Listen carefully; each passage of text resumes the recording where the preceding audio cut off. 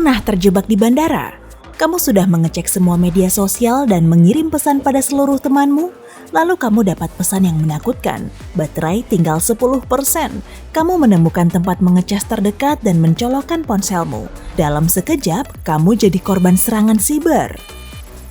Serangan ini dikenal dengan nama juicejacking, dan ini risiko yang benar-benar terjadi di tempat umum, stasiun pengecasan di pusat perbelanjaan, bandara, hotel, pujasera, atau bahkan di transportasi umum menyimpan berbagai hal yang bisa membahayakan keamanan datamu.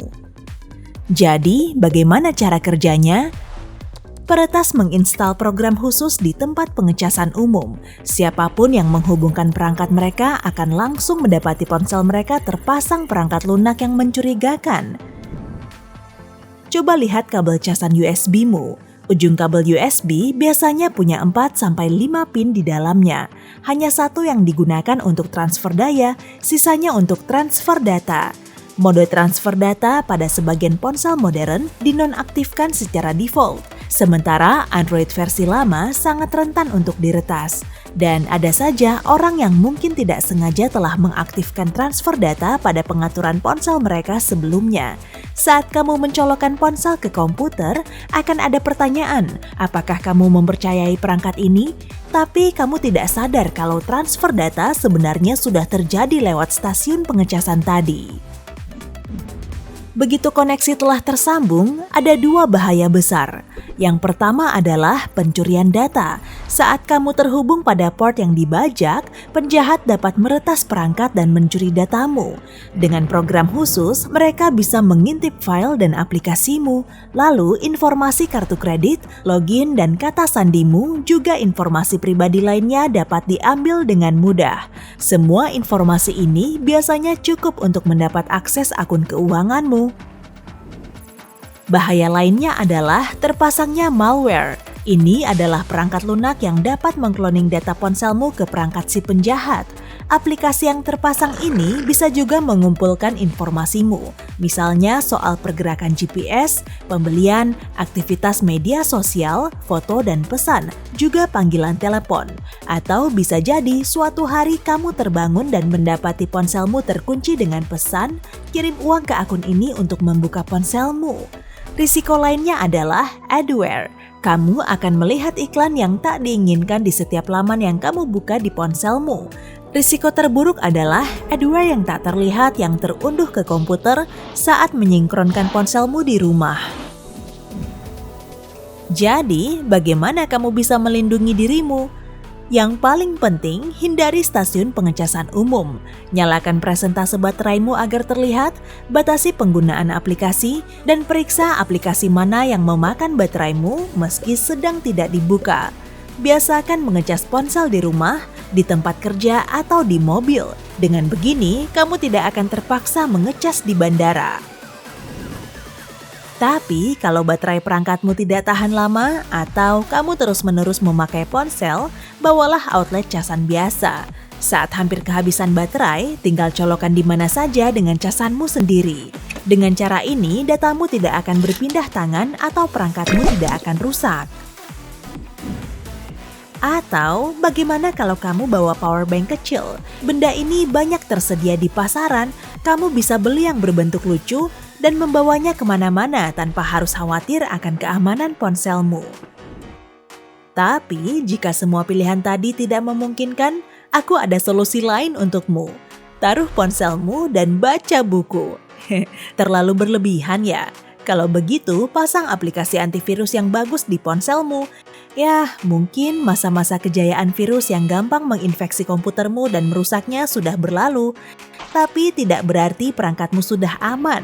Tidak ada salahnya kok menginstal software perlindungan yang bagus. Kamu juga bisa memakai pelindung fisik. Alat kecil bernama USB Pass-Through bekerja sebagai adaptor antara kabel USB dan ponselmu. Alat ini menghentikan koneksi data dan hanya membolehkan pengisian daya. Tapi, kalaupun terpaksa memakai pengecas USB di tempat umum, bagaimana kamu tahu ponselmu terinfeksi? Coba periksa semua tanda ini. Lihat seberapa cepat ponselmu bekerja. Jika tiba-tiba ponsel barumu lamban memuat aplikasi, itu tanda bahaya.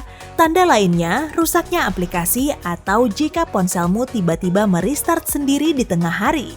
Itu artinya proses yang berjalan di background memakan daya pemrosesan perangkatmu.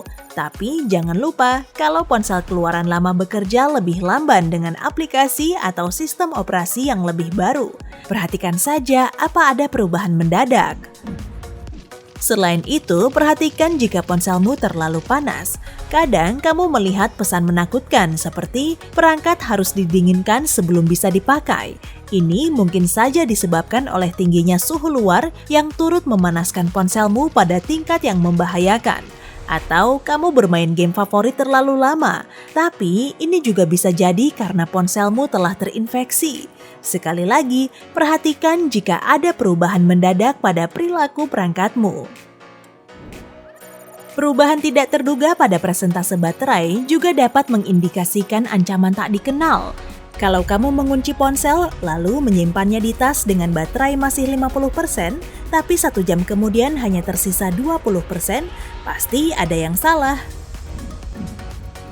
Tapi, tanda yang paling jelas adalah adanya perubahan pada ponsel atau penggunaan data yang tidak kamu lakukan. Kalau kamu lihat ada perubahan aneh pada pengaturan ponselmu, khususnya pada pengaturan privasi, itu adalah tanda yang jelas kalau ada seseorang yang punya akses ke ponselmu.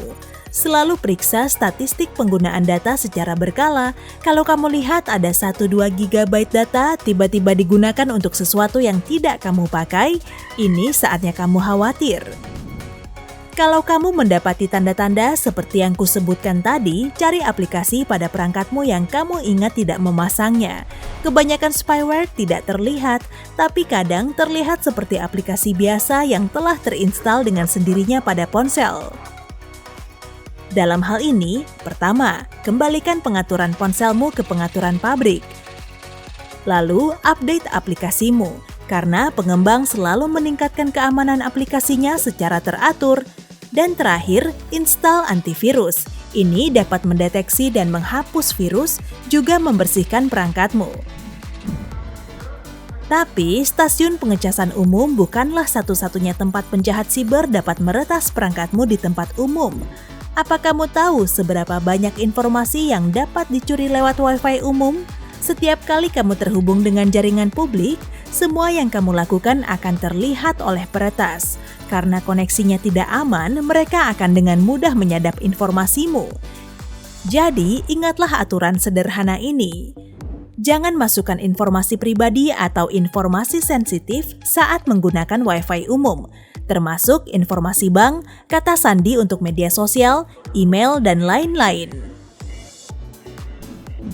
Install dan gunakan program VPN yang dapat mengamankan koneksimu ke internet. Biasanya program ini berbayar. Ya, aku tahu. Tapi kan lebih baik kalau semua informasi pentingmu terlindungi. Gunakan paket data unlimited untuk ponselmu jika memungkinkan. Ini adalah cara cepat dan sederhana untuk membuat hotspot Wi-Fi di ponselmu sehingga kamu selalu terlindungi. Dan terakhir, matikan file sharing atau berbagi file. Ini dapat dilakukan dengan beberapa klik saja pada sistem operasi seperti Mac atau Windows. Ini akan melindungi informasi dan pekerjaanmu dari penjahat. Terakhir, jangan lupa sekali-sekali cobalah membaca buku ya. Hey, jika kamu belajar hal baru hari ini, klik tombol suka di video ini lalu bagikan pada teman-temanmu. Inilah beberapa video menarik lainnya yang bisa kamu tonton. Klik saja video di salah satu sisi layar. Dan ingat, tetaplah di sisi terang kehidupan.